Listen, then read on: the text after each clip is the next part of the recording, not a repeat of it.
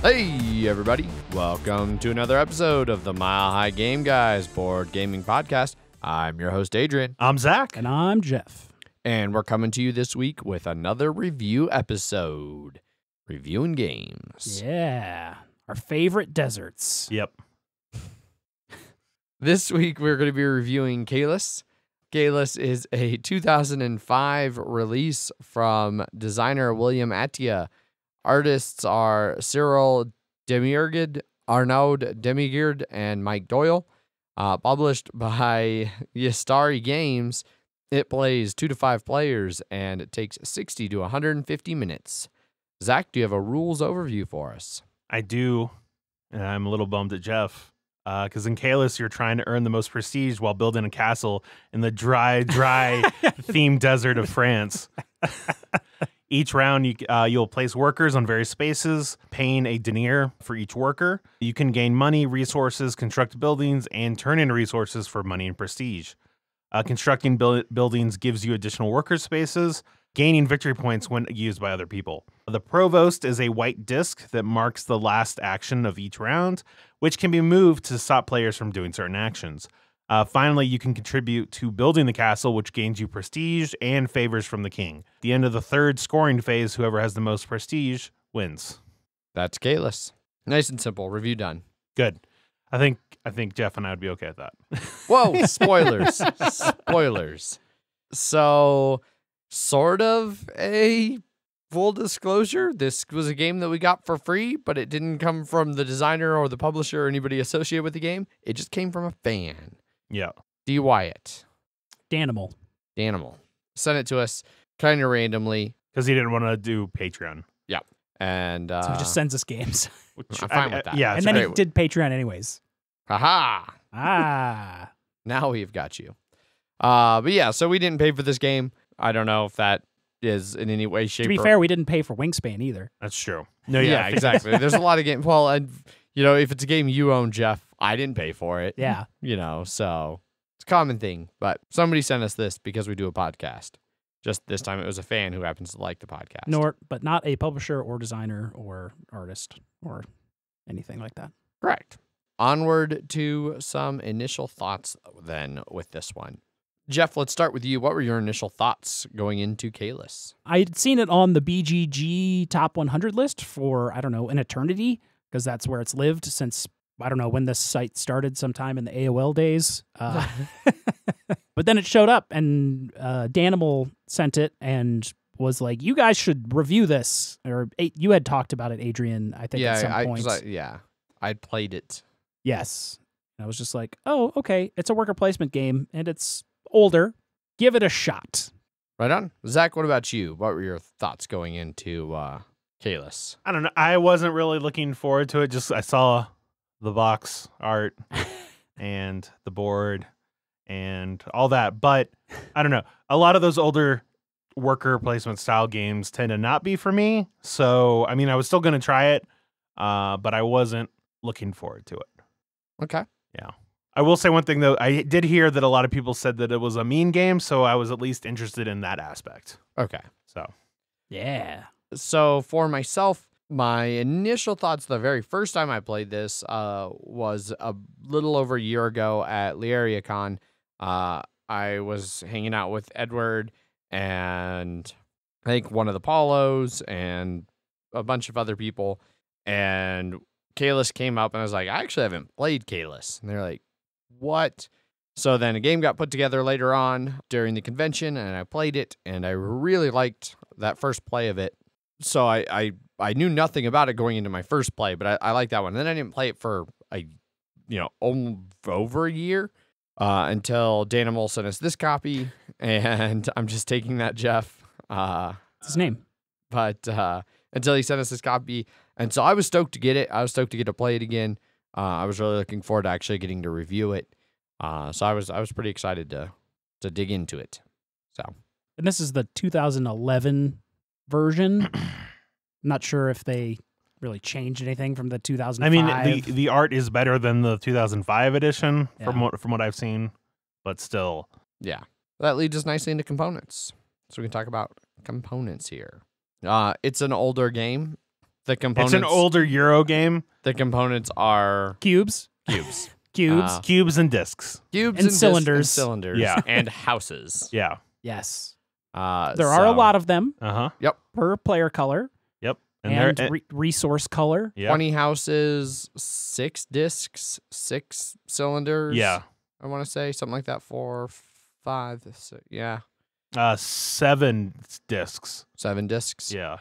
Turn order. I was missing turn order. I was like, what? What am I missing? 140 resource cubes. Yeah. Varying colors. They're small cubes. And they're pink, brown, gray, Blue. purple. It's supposed blue to be is purple. Yeah. And gold. And gold, which is yellow. Yeah. And then there's a white cylinder and a white disc. Yep. For the bailiff and the provost. Mm-hmm. Otherwise, there's a bunch of cardboard punch-outs for the buildings. The money, yeah. Yeah, cardboard money punch-outs. The money is one of the areas where I actually think there's a problem. Like, a lot of it just feels dated. Yes. Like, they'd be shaped resources in probably most modern games now. The cardboard punch-outs might be a little thicker. Like, some of that stuff would be a little different if it was a modern game. Or it might be a little bit more, like, more flourish on the art and stuff like that. Yeah. But the money, the biggest problem I have with the money is the 1s and the 5s are the only ones they come in. There's not enough 1s really for a 5-player game. And they're the exact same size. So if you stack them, the 5s I feel vanish. I feel like this was before people regularly started having 5s be bigger. So yeah. Like So you said, I think another thing a lot dated. of the problems is just that it's dated. But most of those are problems that I don't care about. Like, Yeah. I don't care that they're colored resource cubes. They function exactly as intended. The money being the same size. I mean, I wasn't is a expecting problem. anything more Fair enough. than like we said, a dated game that it's just like, yeah, I'm I saw those things. I'm not like, oh, why? I'm just like, okay, yeah, that's what they did then. So luckily we learned better. Maybe too much for you, but The board is fine material. It's well laid out. I think it does actually have good iconography to where once you learn the iconography, it all makes sense. Yeah. Unfortunately, it has a little bit of a gloss on it or something like that. It does seem to catch reflections Yes. really bad. Yeah. That was an issue for Wes in one of the games we played, and that was an issue for you in a different game we played. Yeah, where somebody placed on the spot, and I was like, okay, you took that. I have no idea what you just took. Can you just tell me what it is? I mean, what space that was Yeah. that you placed on. Yep. I think the art's fine. It's dated. It's Generic Euro art. yeah. I'm not. It's And that's why I brought up that this is the 2011 version, Yeah. because the 2005 version is yeah. No, it's very yes. worse. Yeah. There were a lot of changes from 2005 to like 2010 in terms of like art and stuff Yeah. like that. Like all of the building art and everything. Just look at like the first edition of like TI or Twilight Imperium, and then to the second, and then to the third. So it's stuff evolves. I'm not gonna I'm not gonna place blame on an older game for looking like an older game. Yeah. Now, if it came out in like 2019 and it still looked just like this, I'd be like, you done fucked up. Yeah. What have you done? Yeah. What about you, Adrian? If it came out in 2019 as how it looks, would you still be? Would you be at all disappointed?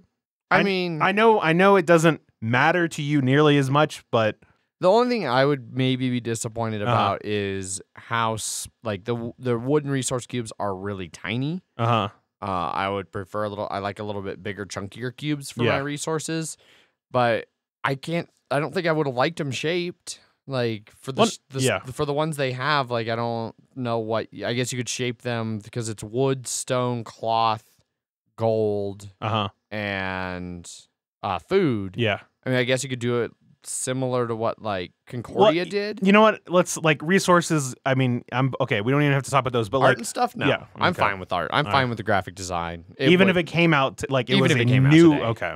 I wouldn't care. I Right. barely notice good art. Like we play some of these games like Wingspan, and I realized that I don't hardly look. People bitched and moaned endlessly about the Terraforming Mars card art, and I have never once had even the slightest problem. But I couldn't tell you what half of the cards art is on them. Like the only one I can for sure know what the card art is fucking Pets, because it's that stupid little schnauzer.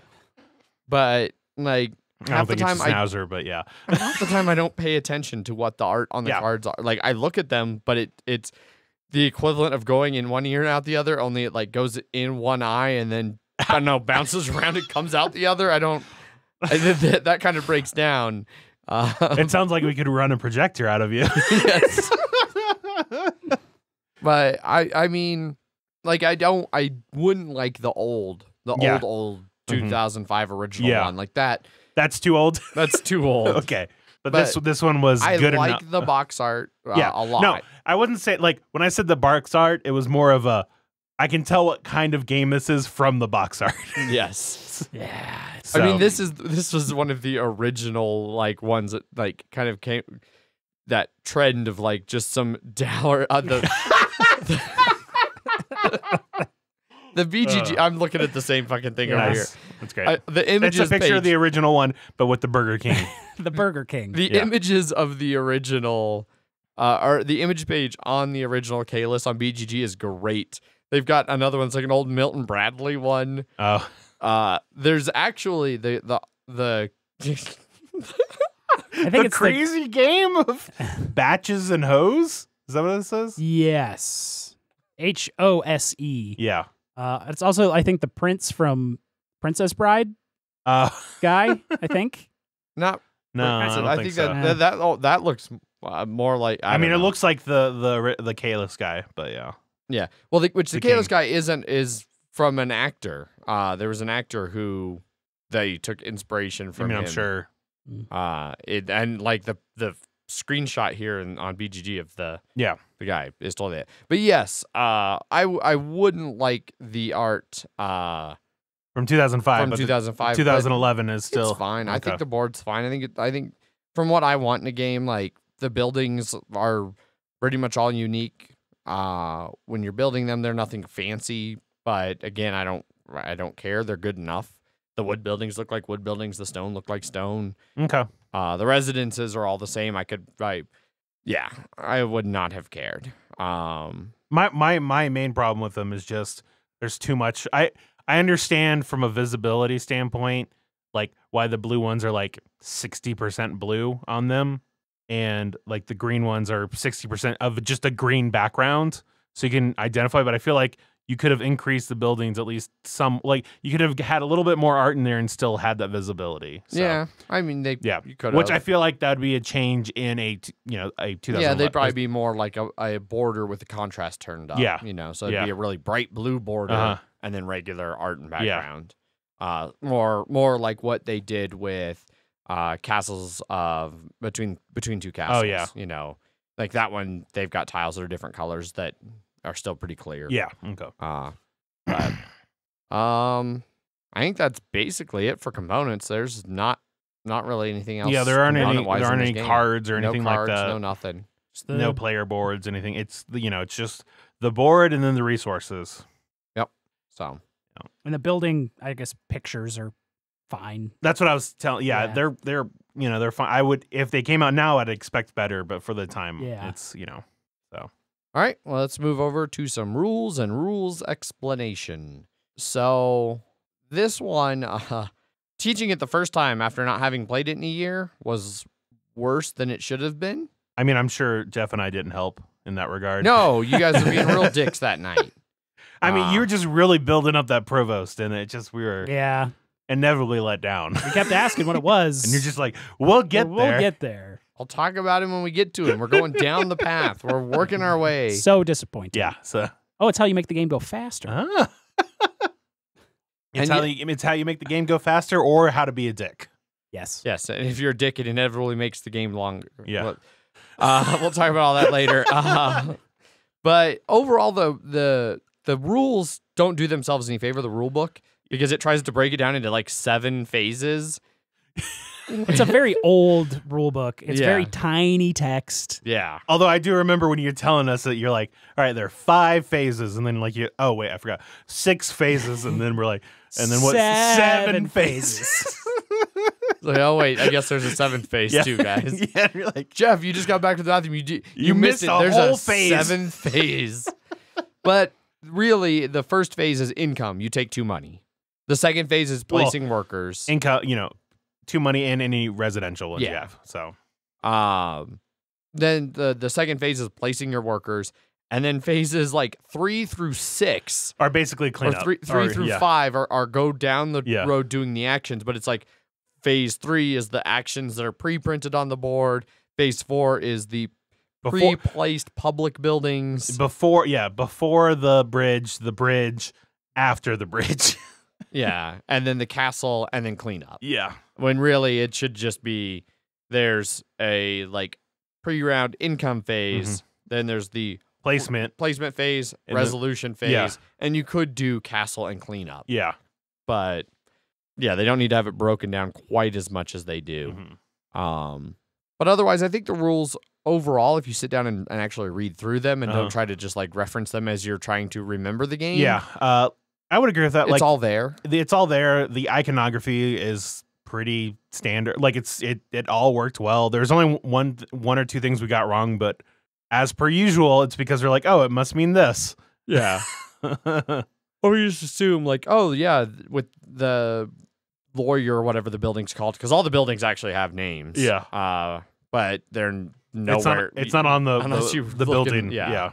But like the building that lets you build the green residential buildings, it shows for its iconography a green residential going over a brown building. They're like, so you build over a brown building. And like we were playing, and Lance is, well, can I build that? The building that lets me build that is a brown building. Can I build a residential over that and then just block it so I'm the only one who has residential? You're like, I guess that seems to make sense. Well, then if you look in the rules, it says you can never build over that one. And then anything else you do build over goes back to the pool. The supply. Yeah. So it's not removed from the game. Yeah, for that, it should have a symbol on there that's like, you can't build over on this or something like that.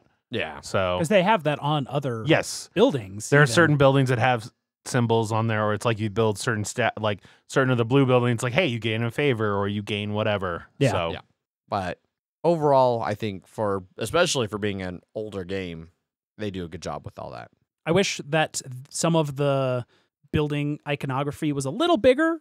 We didn't really talk about it in components, but like the text on there, like white cube into 6 money, it's that tiny little arrow. Yeah, that is one good point, is they have a lot of arrows in this game, and it's of varying sizes, which is weird. And yeah, like the one printed on the board is big, and like this is an arrow. Yeah, but you could easily like scale that down and still fit in between those two things and clearly be an arrow, where it's more like a sideways V more than anything.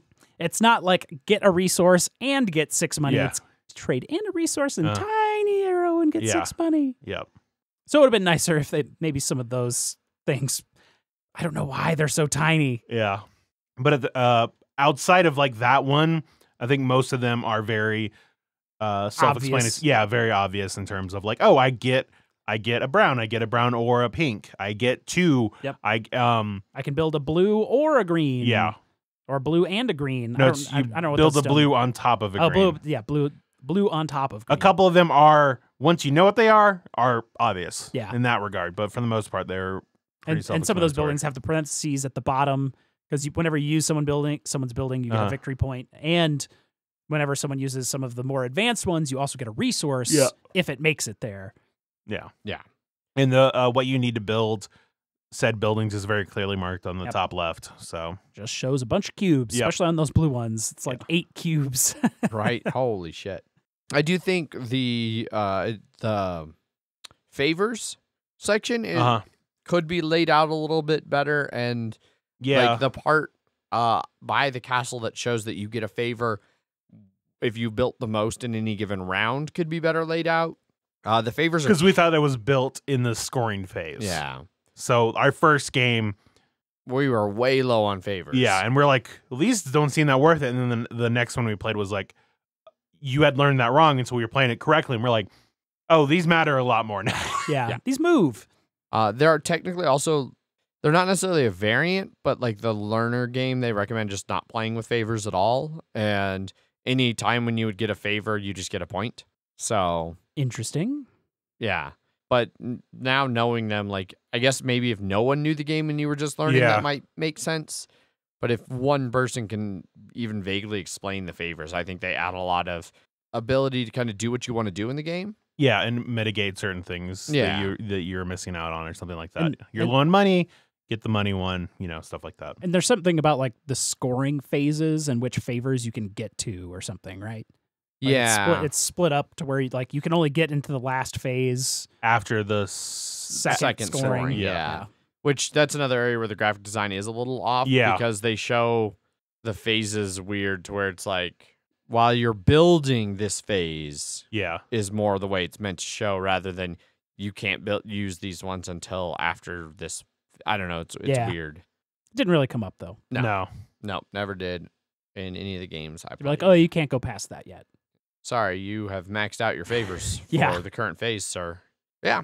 Getting 8 favors in the first phase would be a little. It'd be ridiculous. It would be ridiculous.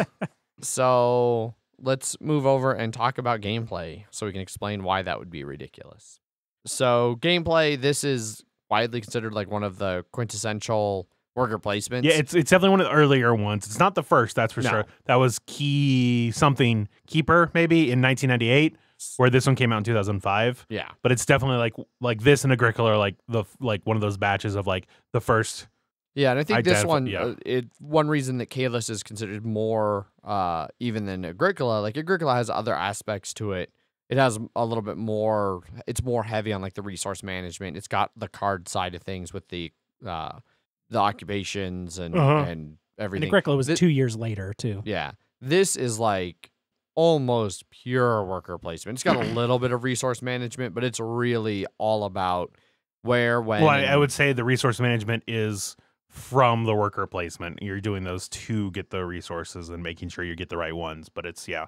and especially I feel like because it's one of the earlier ones, it's still not like when we think of a worker placement game now, it's like I wouldn't say set in stone, but it's like if someone says worker placement, you're thinking of a type of game, and this one feels like it's a lot looser with that. In some regards. Yes. I mean, it definitely fits the earlier worker placements, the older ones that were real tight to where one worker per spot and no way to really change that. Well, not even just that, but I just mean the fact that it's like you're constantly building more spaces each round, and Yeah. you get to choose you're choosing which ones are coming out, and it's tied to you. So you buying what you would hope would be a good spot is going to end up getting you points. yes. So Yeah, it's interesting to see how player driven the actions that become available Yes. really are. And you can think that something's going to be valuable and people will use it a lot, and then they just might not at all. exactly, because every time you want to use it, you're like, if I use it, I'm giving them a point. So Yeah. Became a favorite strategy of yours to be like, oh, I built this like Better wood version. building. As soon as I can, I'm going to cover up the green building that does the weaker version of my wood building. cover the brown the pink one. Pink one. The yeah. basic one of brown, of just trees. Yeah, I'm going to cover that up. So you have to come to my spot for it, obviously. Yeah. Yeah. And I remember there was at least once you're like, just do because all the wood buildings were built, and you were just like, Zach, why aren't you covering up the wood building? And I'm like, why would I do that? I know that's a dead space. Why would I not cover something that will affect other people?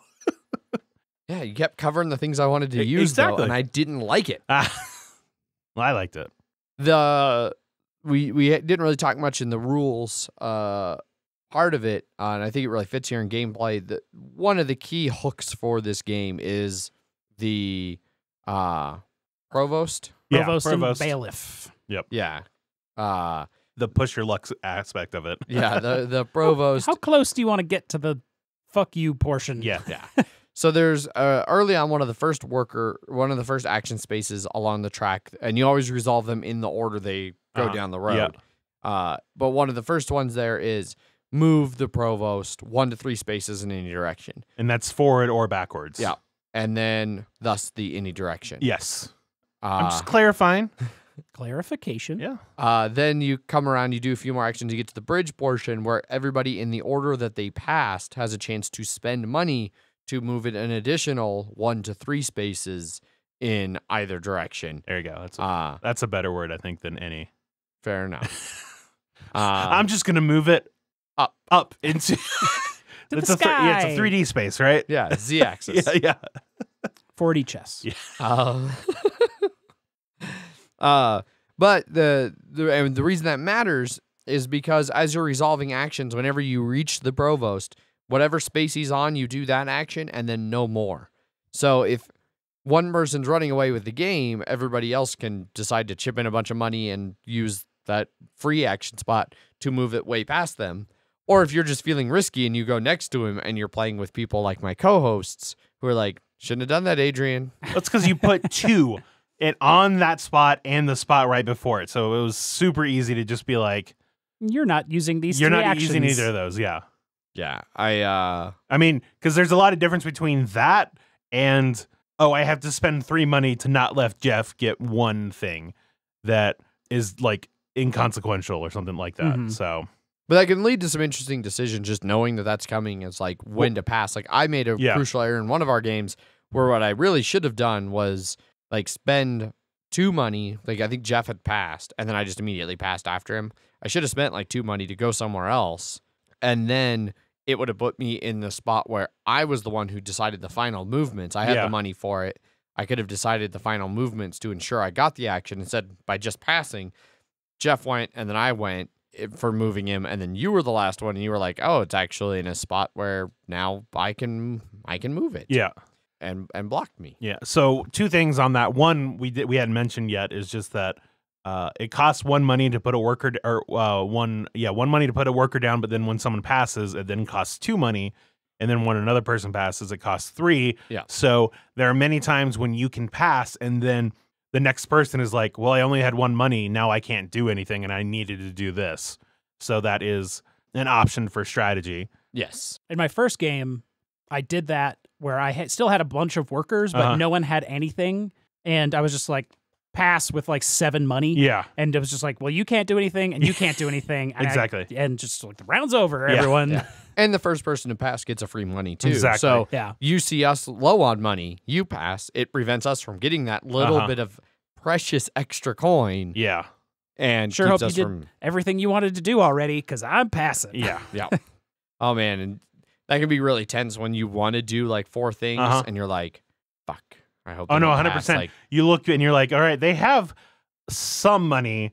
Because, I mean, that's definitely something you always ask people. Just like, how much money do you have? yep, it's open information. And so you're like, I have 1 money. And then you're like, oh, well, he can only do 1 more thing at most. So. And there's a chance he might pass Exactly. immediately. Exactly. So I need to start planning for that. Yeah. Should just wear headbands with dry erase boards to be like, I have this much money.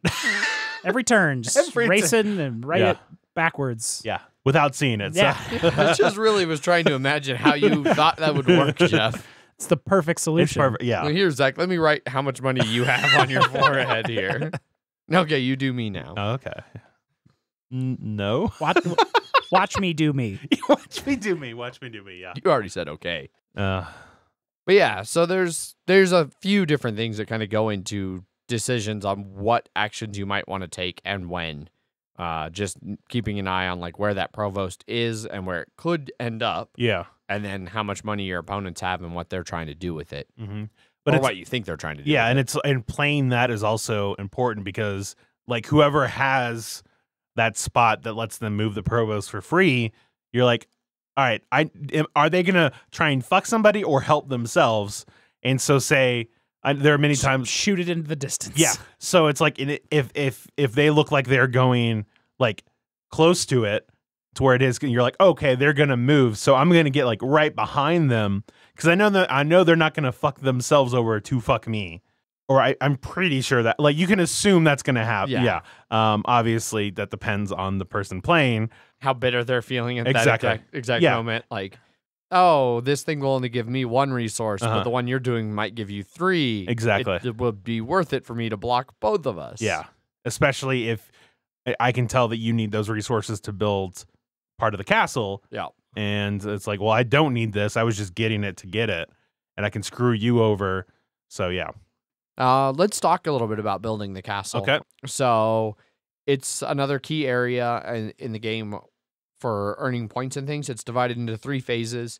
The first phase, I think for them, I think they list it as like the dungeon, the walls, and then the keep. Yes, Or something in the something rules. like that. Yeah, Really, it looks like a tent, and then like a fort, and then like an actual castle. But the first spot is only 6 spaces, and each space you build in is worth 5 points.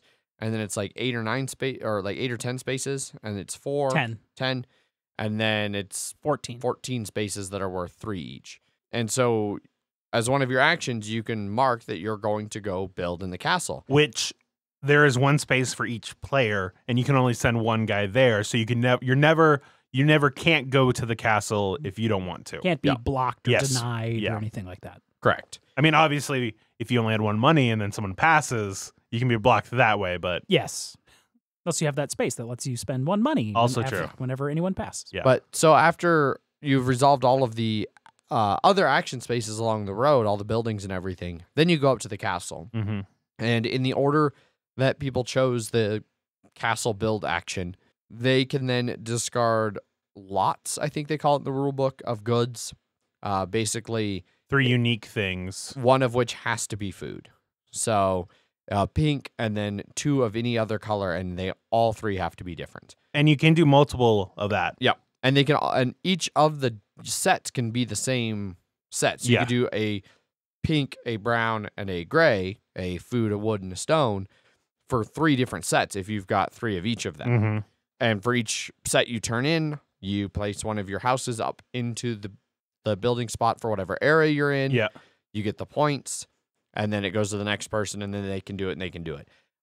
If you can always build if you have the resources. Like if that first era fills up, you just immediately start building into the next era spot.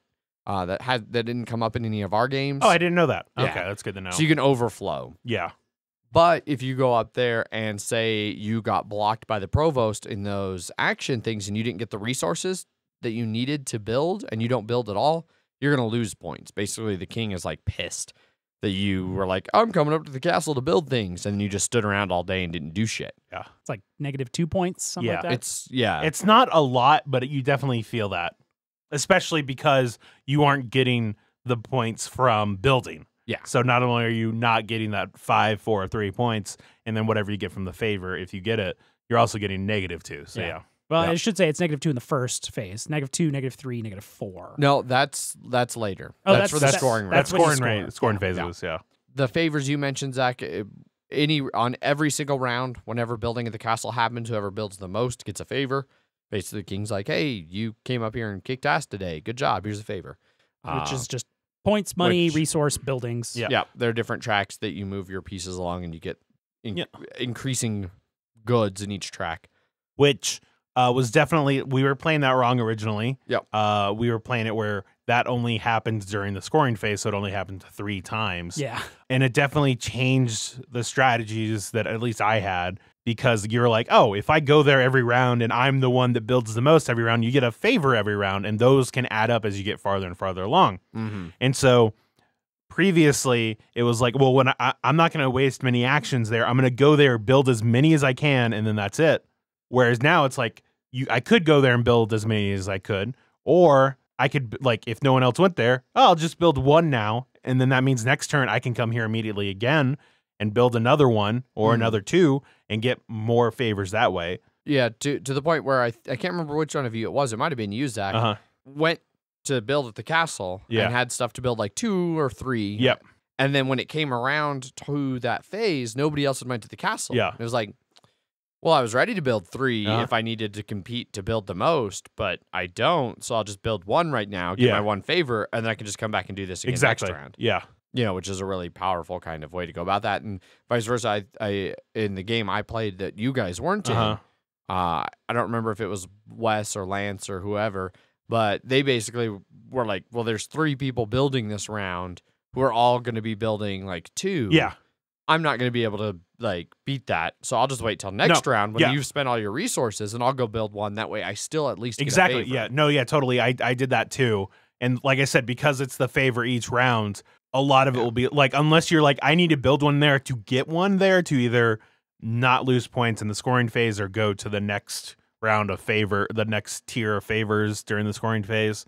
A lot of times you're like, I'll get more shit for later. Yeah. And then so it'll still count the same amount of actions, but I will end up getting more points from it. So Yes. yeah.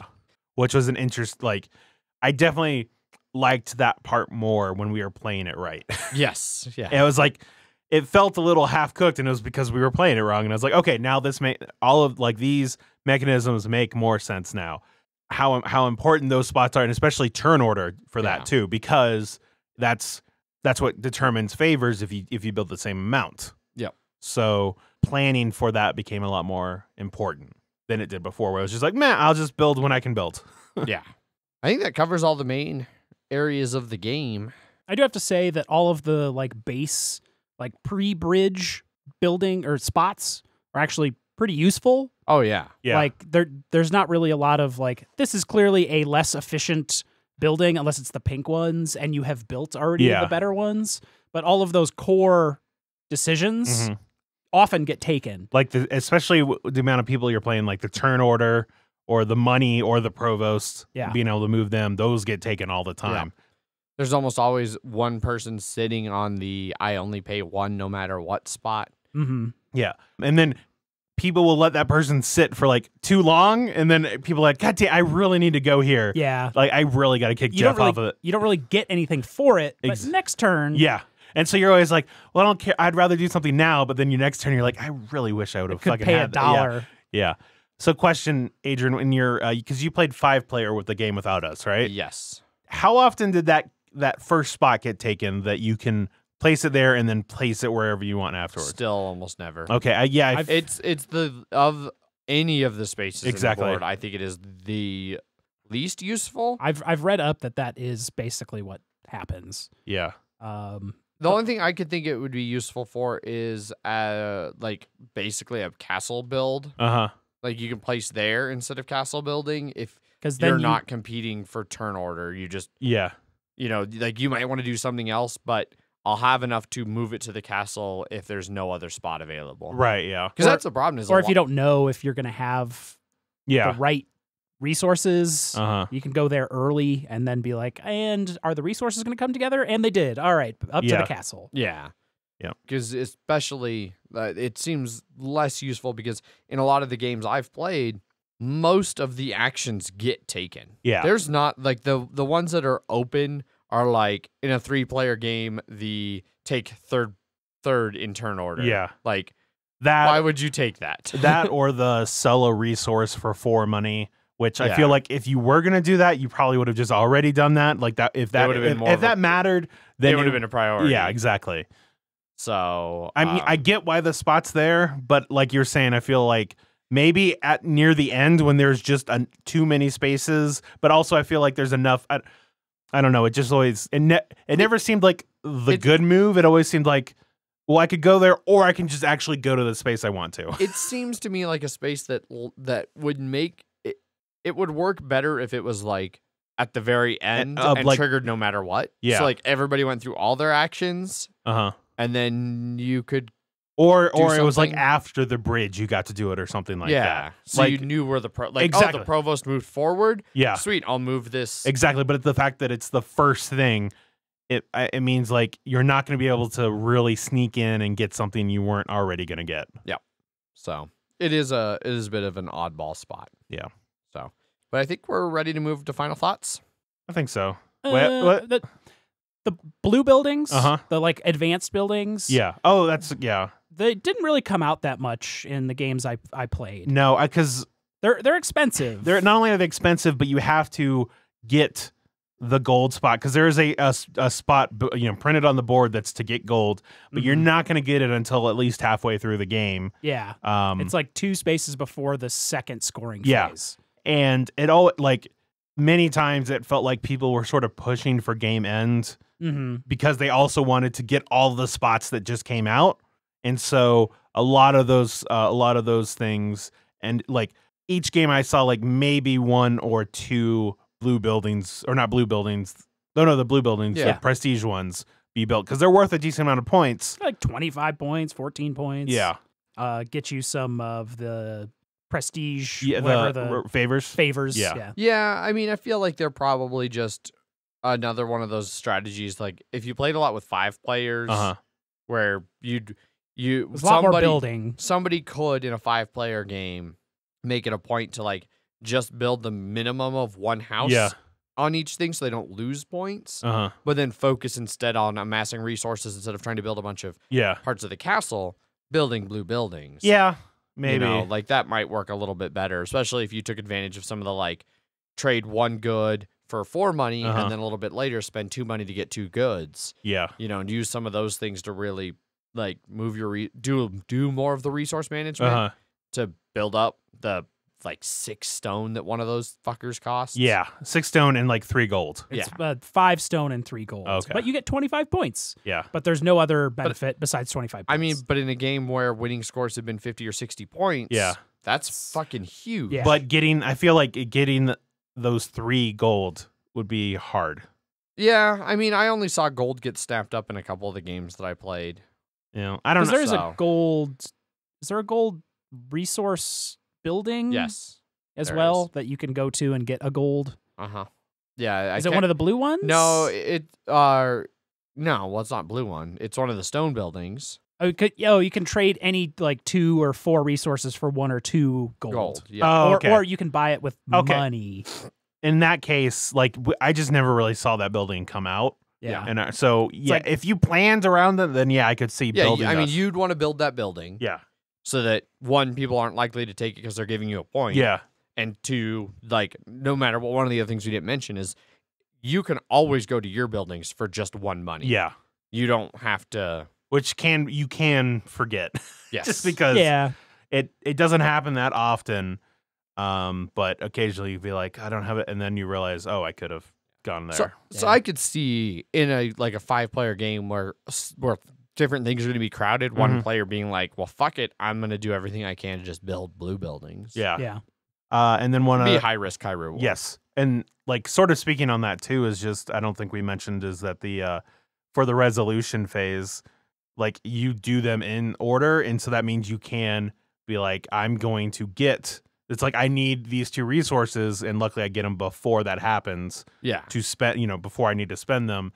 But so people will make mistakes sometimes of like, oh, I need I need the 2 food. Oh, there's this great spot down here that gives me 2 food. And then you realize, oh, I needed that food but before that. Yep. And then you just waste the space and you're like, God damn it. Yep. I did that in the game the 5-player game that you guys weren't in. I did exactly that thing. I was like, all right, it's my turn. I know I need to get 1 more resource for this building that I want to build. I was like, I guess I'll go here and spend 2 money to get a resource. And I was like, wait, I have this one down here where I can spend 2 money to get 2 resources. No, I'm going to do this. Like in a hurry, changing my move. And then we got to resolution. And I realized that was the space immediately after the space where I needed the resource. And it was like, yep. No. Critical error. So. Order of operations. Yeah. Yes. They're very important. So, all right, let's do final thoughts now. Sounds good. Zach, let's start with you. What are your final thoughts on Caylus that we don't already know? I think that there's definitely stuff to like in this game. It's definitely it's definitely not a solitaire worker placement. You can really fuck with people in this. Sometimes in a general way, other times in a specific to this one person way. I like that you can push your, like, on the opposite side of that, you can push your luck and try and get those better buildings, but how realistically are those other people going to mess with you? And so you can try and get those player dynamics into your decision making, which is always good. I like that you have to pay money for your workers. I thought that was a novel concept because it means you don't always have the same amount of workers. And so that's another, like, you have to keep. Not much does that now. Yeah. Like, no. Yeah. And so it's like you have to use them all every time. Exactly. So you have to keep thinking of your money, and it's like you could do a big turn, but then your next turn might just be a couple, and that's going to affect other people because, like I said, they might have a pile of money, but if you're passing real early, it's going to get real expensive for them to keep doing exactly. actions. Yeah. But so there are interesting things in this game, but overall, like, I'm okay not playing it again. It felt like to me it was just sort of the opposite of some of its parts, like more than the sum of its parts. Like, So it's less than the sum of its parts. But that feel, I don't know, that doesn't sound as good as it's more than the sum of its parts for whatever reason. You know, obviously, I was saying like it is an older game art wise and stuff like that, and I'm not gonna blame the game for that, but it's definitely didn't bring me into it at all. The lack of for me a compelling theme at all just made it purely on the mechanisms, and those sorted to start to dry themselves off, so to speak. And yeah, I'm really, it's just there wasn't anything to pull me into this game, and I can make little moments of messing with people or hoping to not be messed with by people to get those little things that I wanted done. But it felt like it took like 2 hours for the game? Is that how long it plays? It's 90 to 150. Yeah. I feel like that is I don't know. I feel like the game shouldn't take for the amount of, I don't know, thought I had in the game. I feel like it should go a little bit like 30 minutes shorter for me. And we played it at 3 and 4 players, and I didn't really feel much of a difference there. But overall, it was just like I can appreciate the game and where it came from, but just the fact that it's not just the fact, but even though it's an older game that's well regarded and stuff, there are other newer games that I would still rather play. So, okay, Jeff, what about you? I thought it was dry. It was what's the name of the desert in France? Is it Caylus? Sure, yeah. Yeah.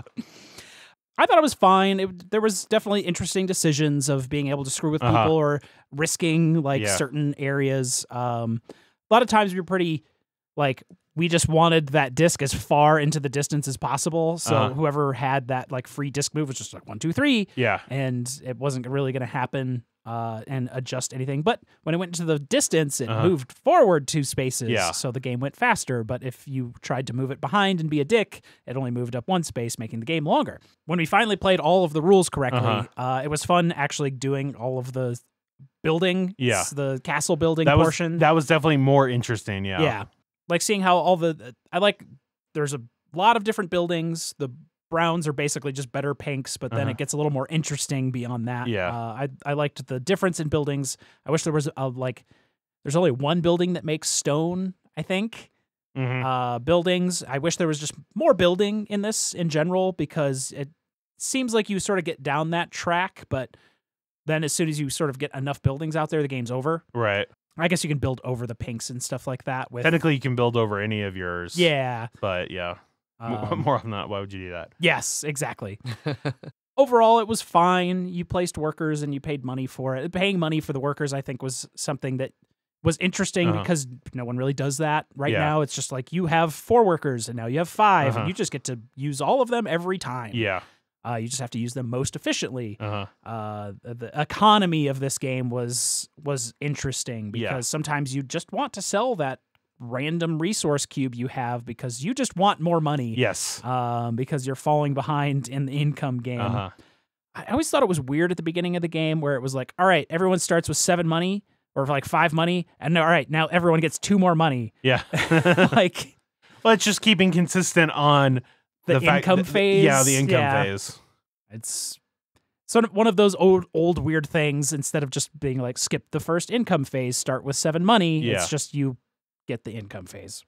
It's an old game, but I thought it was a fine old game that I don't need to play anymore. Yeah. It plays a little long for what I would want. It plays a little dry.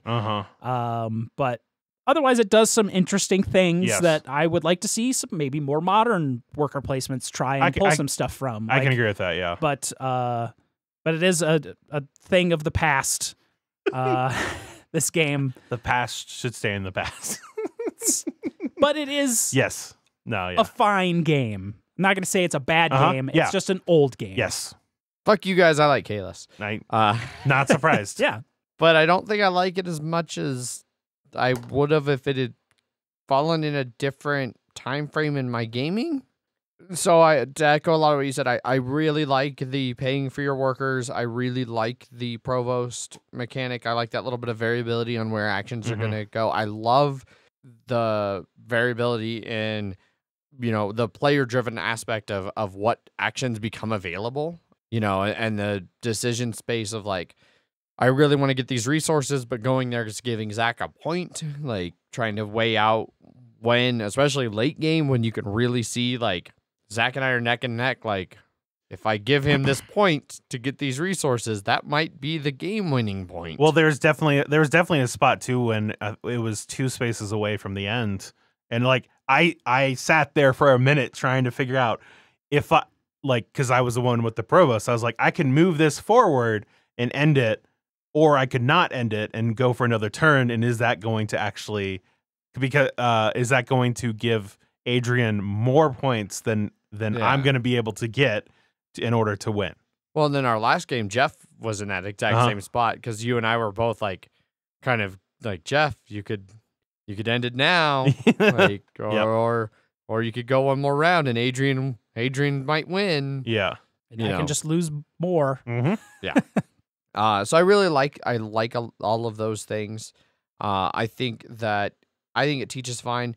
I've only felt that it went long really once. And that was just more that the game got really sour for everybody. Like I think the dryness was getting to some people, and the meanness was getting to some other people, and it just kind of got like all the conversation and banter around the table died, and any game that happens in is going to just immediately feel like it's 1,000 times longer than it actually is. How is the meanness for you? So, and in 2 contexts, and that's exactly because I'm going to put it into 2 contexts. Yeah. It's fine if I'm playing this with like randoms at a convention, or in theory, if I'm playing it with just some people who are game night, then it's fine. It doesn't really bother me. I can shrug it off like it's a mean game. It can sometimes feel just a tad bit personal when people say things like, you know what? I'm gonna spend 3 money to move it over to block that one action of Adrian's because it's fun to fuck with Adrian. Because that sounds like you're not doing it because it's the best move. Right. You're doing it just because you want to fuck Adrian, and that makes it not fun. Like I don't mind mean things in games as long as I feel like they're being done because there was a point where I spent $1 to just make you pay $1 to move it back. Yeah, when I think that's I think that's fine. Yeah, I feel. I mean, because you did only you had ever feel like we and I had 7 outside of that first game? Outside of the first game, no. Okay, because I felt like we were always there. Are definitely times where we were like, oh, we can fuck over Adrian, but it not in a. It's gonna hurt me. It's like this is a good move. And I can usually see when it's like, oh, yeah, well, clearly you should do that. Yeah. Like, it's objectively just a great decision for you. Yeah, like where it was something about... I was first in the build in the castle, and I was set up to build... If I'd gotten to take the action, the resource action, I would have been able to build 3. Yeah. So I'd have been first, and I'd have built 3. Yeah. Nobody would have been coming ahead of me to get the favors. Yeah. Instead, by Jeff spending like $2 to block me, and he was the last one in turn, so I couldn't move it after that. Yep. He kept me from getting the resources. Instead of being the first to placing 3 and getting the thing, I didn't have any of what I needed, so I didn't place any. So I lost points. Meanwhile, Jeff in second was now the one who had the tiebreaker, so he got the royal favor. It was 100% a great move for him. Or there was like a time when I was able to move the provost, and I moved it like ahead of, like, basically I remember I ended up moving it that caused both of you to spend $3 in order to get, like, for you guys to be able to do it. And I was like, that worked out great for me. So it depends a little bit, on it's a group dependent game. Yes, like any game that can be this mean, it's going to be a little group dependent. You need people who can. I would almost be curious. It feel not personal. Yeah, I would almost be curious to see how this game played with nice people, like people that are like play this game with people who aren't mean by default. But I feel like you're saying that just because you want to be like, I don't want people to fuck with me because I'm gonna like because then I'm gonna win. Yeah, exactly. So Megan, for the record, Megan actually played this game before I did. She played it at one of the heavy cardboard game days, and she said the provost only blocked somebody, like, it only went backwards like once, and she said it was fucking boring. Yeah. So Megan does not like Caylus. I can totally understand it if you play with nice people, could make it boring. Yeah, depending on who. I feel like there's a wide gulf though between like the kind of nice people that we're talking about here who wouldn't ever use the Caylus to be mean, and people who are like just mean. Yeah. Like there's a whole gray area in there of people who are like, man, I'm sorry. I feel really bad, but I think this is just the best decision for me. In which case, it's like, well, at least you feel kind of bad about it. You're still doing it. But it's just like, why? Because it's your best move and you get to fuck over somebody. Like, that's the dream right there. Living the dream. Yeah. Yeah. So, yeah, immediately, like it didn't help how much shit you guys gave me during the rule teach of that first game. That first game, I was immediately like, I don't know why I ever thought I would enjoy playing this game with you two. Yeah. Of course I wouldn't. Yeah. And then your 5-player game was even worse. And then I tried to consider for a second inviting Paul to a game of this. Oh, no. Don't. I'm real glad he turned it down. Yeah. That would have been just as bad. Yeah. If not worse. So, yeah, I like it. It's probably not going to get a ton of play, but I'm definitely going to keep it. Like, I'm happy to have it in my collection now. It's a great game. It's a classic. I think it deserves its ranking, especially because it earned it back in the day when there was just nothing else that existed. There's nothing else there, so it just sort of winning by default. Floated to the top. But it set a lot of standards. I do agree with Jeff. I'd like to see some of like the paying for workers. There's a game on Kickstarter that we didn't talk about on Wednesday. I'm drawing a blank on what it was at all, but it has that. Like your first 2 workers are free, and then you pay for any additional ones. That's kind of, it sounded like a similar mechanic. But I'd like to see more of that kind of stuff. We need meaner worker placement games. Yeah, not just blocking, but real fucky. Well, I like, like Misery Farm, Agricola. Like, I like how punishing, like, you don't ever pay for your workers, but you have to feed them at the end, which is kind of like paying for them. Yeah. But it's not. But it it's can not be fucking tight. Yeah. Like that's my favorite thing about Agricola, and one of the things I don't like about Caverna is it's so much harder to feed your people in Agricola than Caverna. I mean, you're paying for your workers, but it's not you're paying to use them. You're just paying to have them. Yes. Which you can't be like, oh, well, this I don't have enough food this time, so we're just gonna be like, oh, we don't really have this kid anymore. Didn't you have 3 kids in the spring? No, I don't know what you're talking about. No, it was we ate him. It was a long winter. So long, yeah. You sweet summer child.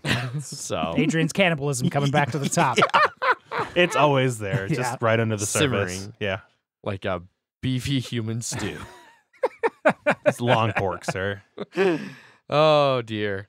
All right, that wraps up our final thoughts. Let's jump over. We to some somehow got listener cannibalism feedback. into the review. Of So course we did. Of Caylus. Yeah. The driest most themeless. We had to add some juice somewhere, so Oh, the God. juice is loose. I think we had some comments over on BGG we do. and some corrections. Well, and I fixed it, so it's fine.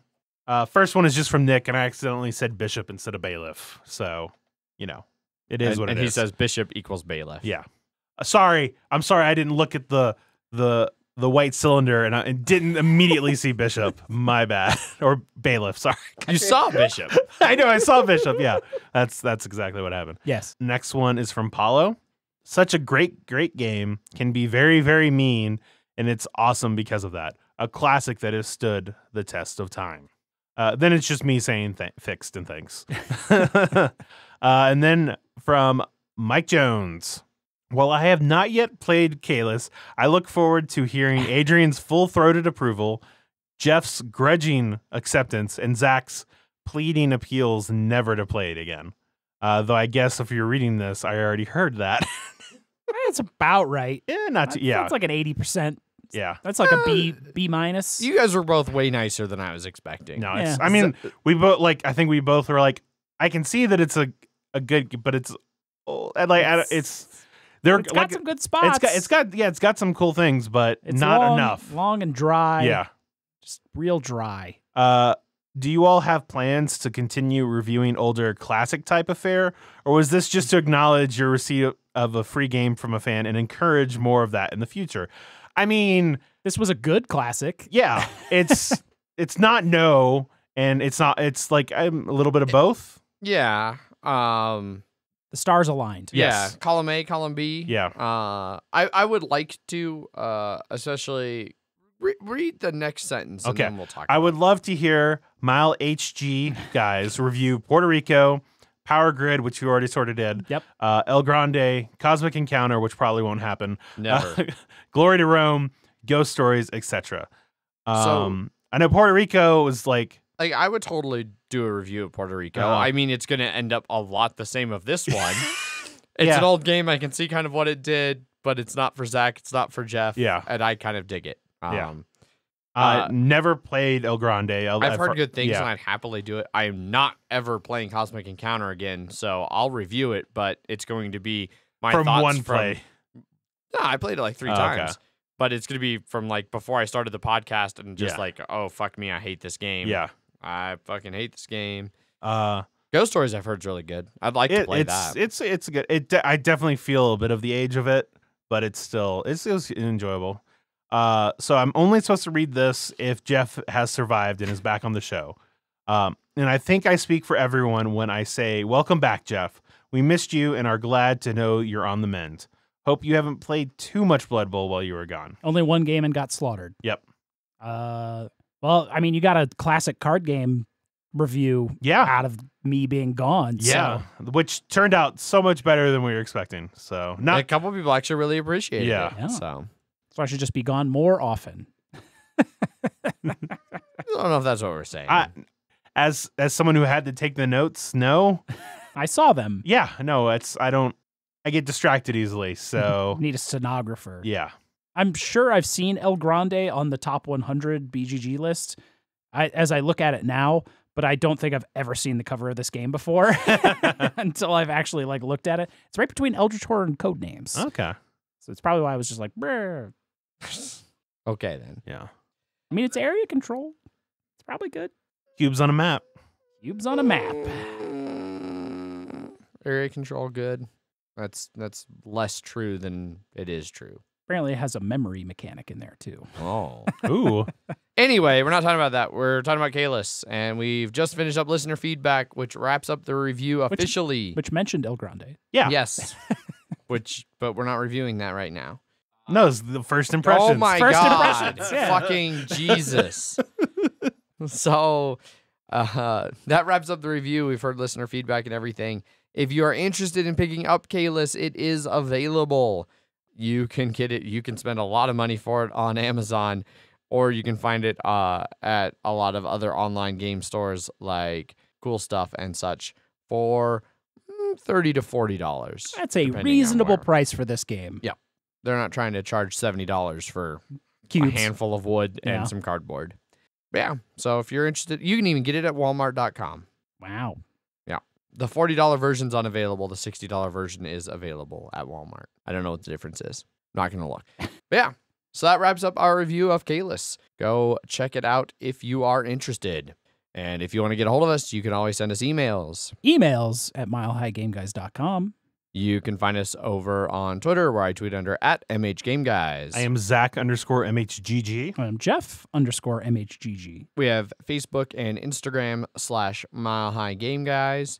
And we have our website, milehighgameguys.com, which includes links to the BGG page where you can contribute to the episode posts that Zach puts up.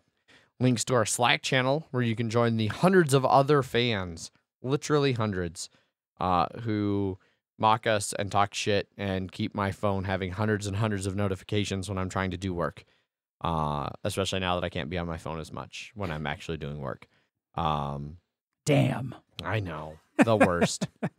That wraps everything up. Be sure to tune in next week for another Wednesday banter episode. And then a Friday review. And then in 2 weeks, we'll be back with another top 10. Woo. Our top 10 lists are hot. Some of our most downloaded episodes. Yep. Yeah. People love their lists, man. Fuck yeah. So, We should make a list of people's favorite lists. oh shit. Because we're BuzzFeed, apparently. Zach just tipped the hat. Top 10 Top Mile 10s. High Game Guys, top 10 board game Make lists. sure you have to click through each Yeah. number one, like 10. You to won't 9. believe what these people list. Yeah. We need Yeah. at least 10 clicks per top 10 list. Yeah. Correct. We're going to hardcore sell out that way. Yeah. Add clicks. That wraps everything up. As always, I've been your host, Adrian. I am still Zach. And I'm Sahara Jeff. Bye. Bye. Bye.